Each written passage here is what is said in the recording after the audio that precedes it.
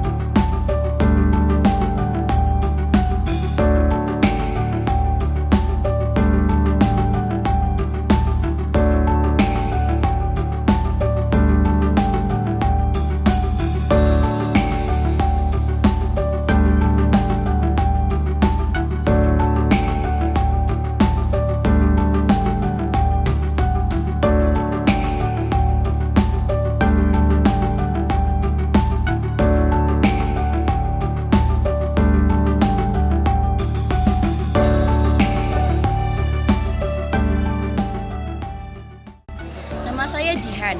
Menurut saya P5 itu susah-susah gampang. Dan kami sekarang bisa memanfaatkan sampah menjadi sebuah karya.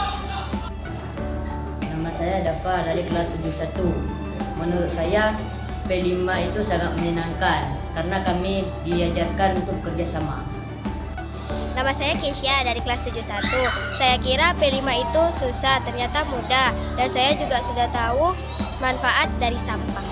Nama saya Fatan dari kelas 1. Saya kira P5 itu susah, ternyata mudah dan menyenangkan.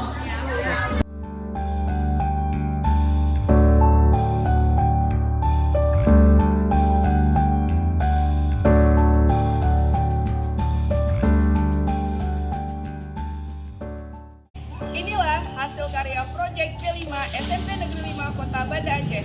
Sampai jumpa ke proyek P5 berikutnya.